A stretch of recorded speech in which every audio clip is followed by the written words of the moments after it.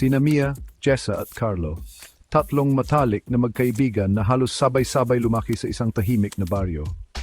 Mula pagkabata, sila na ang magkakalaro sa bawat kanto, palaging magkasama sa tuwing may bagong tuklasin o kalokang gagawin. Sa bawat araw na lumilipas, mas tumitibay ang kanilang samahan, parang magkakapatid na rin ang turingan nila sa isa't isa. Sa mga hapon ng tag-init, madalas silang maglaro sa ilalim ng mga punong mangga, nagtatakbuhan, nagtatawanan at nagbubuo ng mga kwento ng imahinasyon. Ngunit higit sa lahat, may isang bagay na talagang nagbubuklod sa kanila, ang hilig nila sa mga kwentong kababalaghan. Tuwing gabi, kapag tahimik na ang paligid at malamig ang simoy ng hangin, nagtitipon sila sa isang sulok ng bahay para magkuwentuhan ng mga nakakatakot na istorya.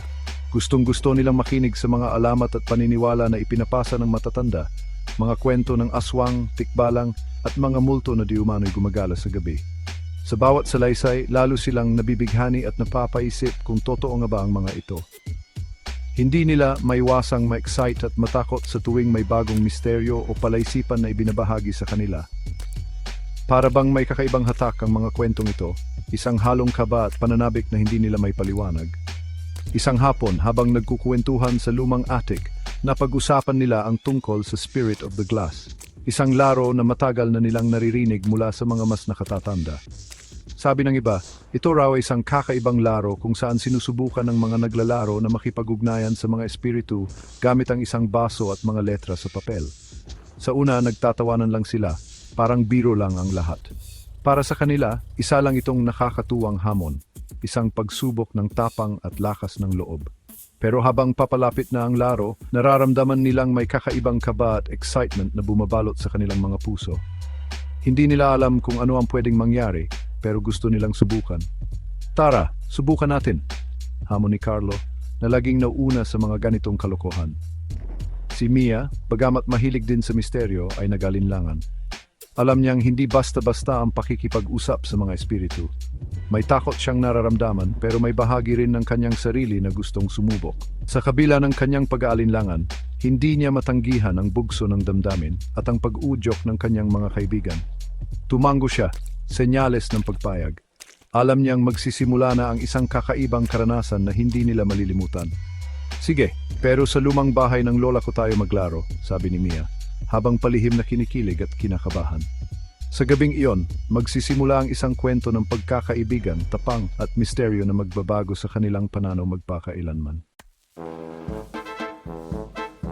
Matagal nang walang nakatira sa lumang bahay ng lola ni Mia.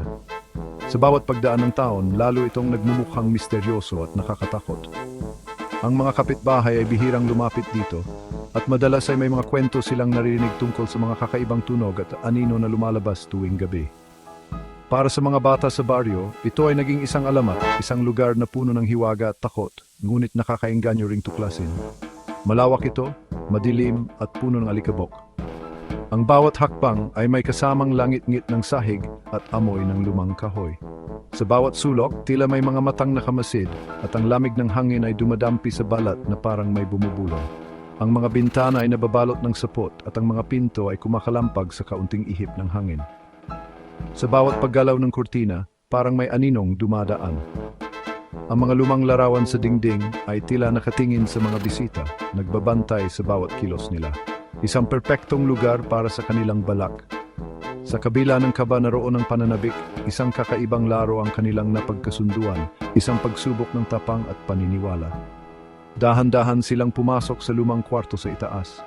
Ang bawat hakbang ay sinabayan ng kaba at bulungan. Ang dilim ay tila mas lalong bumigat habang umaakyat sila at ang bawat tunog ay nagpapabilis ng tibok ng kanilang mga puso. Isang lumang mesa ang nasa gitna. Ang mesa ay may mga gasgas at pakas ng panahon, tila ba maraming kwento na ang nasaksihan nito. Sa paligid, may mga upuang sira-sira at mga lumang libro na natatakpan ng alikabok. Sa ibabaw nito, inilatag nila ang papel na may mga letra at numero. Ito ang kanilang gagamiting Spirit of the Glass, isang larong matagal ng pinag-uusapan sa kanilang grupo, ngunit ngayon lang nila susubukan. Nanginginig ang kamay ni Jessa habang sinisindihan ang kandila. Ang liwanag ng apoy ay sumayaw sa paligid, nagbigay ng kakaibang anino sa mga dingding. Ramdam ng lahat ang tensyon at kaba, lalo na't ito ang unang beses nilang gagawin ang laro sa isang totoong lumang bahay. Handa na ba kayo? Tanong ni Carlo. Pumikit silang tatlo, sabay-sabay na huminga ng malalim. Sa katahimikan ng gabi, tanging tunog ng kandila at mahihinang yabag lang ang maririnig. Ang bawat isa ay nagdasal sa isip, umaasang walang masamang mangyayari. Ipinatong nila ang mga daliri sa baso. Nagdasal sila ng taimtim, humihiling ng proteksyon at gabay. Ang malamig na salamin ay tila may sariling buhay at ang bawat isa ay naghintay ng senyales mula sa kabilang mundo. May espiritu ba rito? Tanong ni Mia. Ilang sandali silang naghintay, halos hindi humihinga.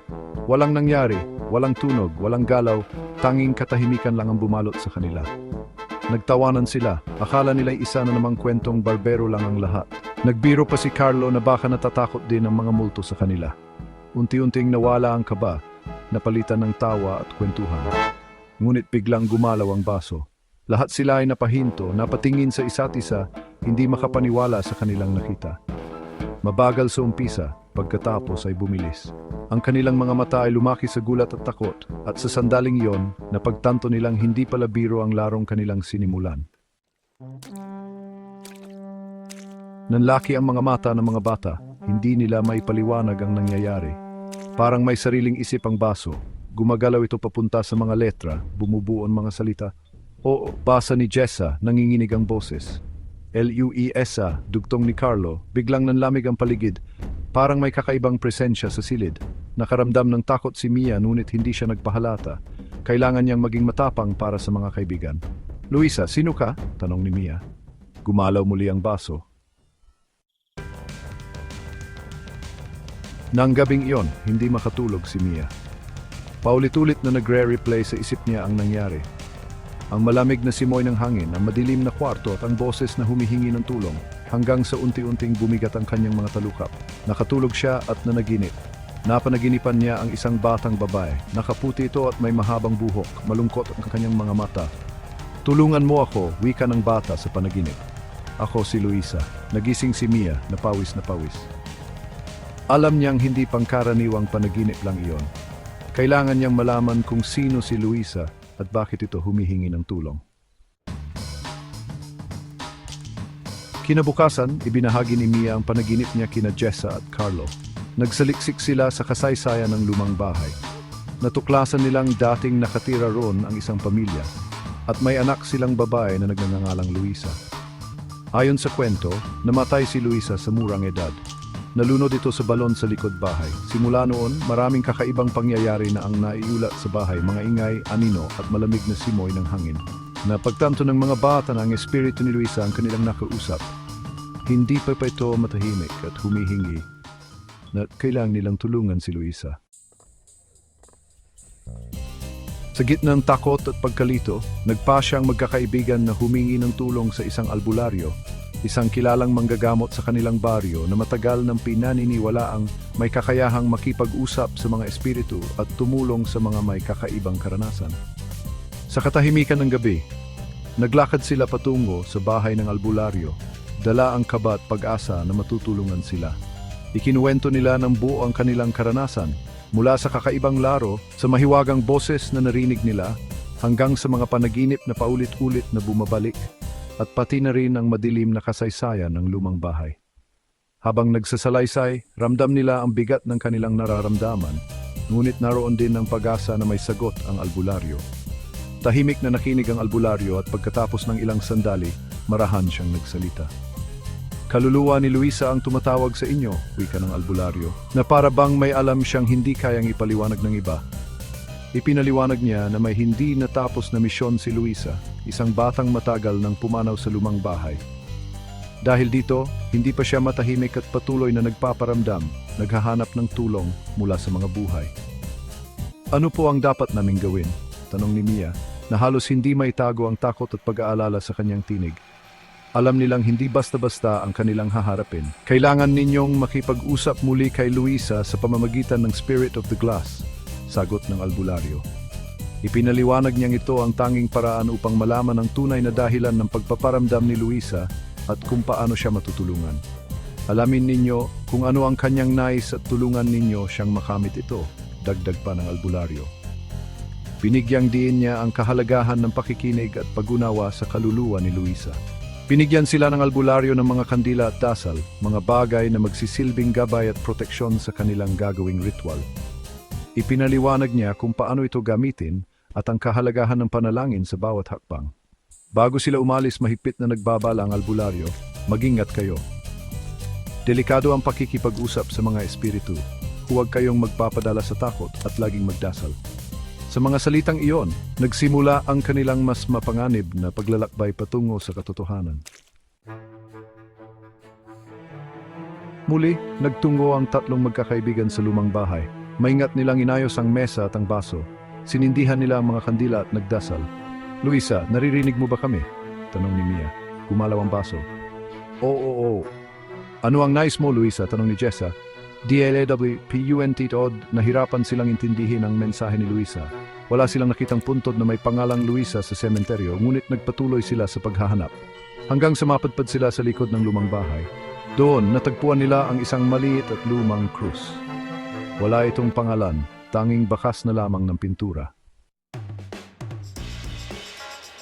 Nagtirik sila ng kandila sa tabi ng krus at nagdasal. Inalay nila ang dasal kay Luisa. Humiling sila na sana'y maging mapayapa na ang kanyang kaluluwa. Pagkatapos ng araw na iyon, nag-iba na ang pakiramdam sa lumang bahay. Nawala ang malamig na simoy ng hangin. Wala ng mga ingay na naririnig. At hindi na nanaginip si Mia ng malungkot na batang babae. Alam nilang natulungan na nila si Luisa na makatawid sa kabilang buhay. Hindi malilimutan ng tatlong magkakaibigan ang kanilang karanasan. Natutunan nilang hindi lahat ng kababalaghan ay nakakatakot. May mga espiritu ring tulad ni Luisa na nangangailangan ng tulong at pagmamahal. At ang kabutihan, pag-unawa at pagmamalasakit ang susi upang mapanatag ang isang kaluluwang ligaw.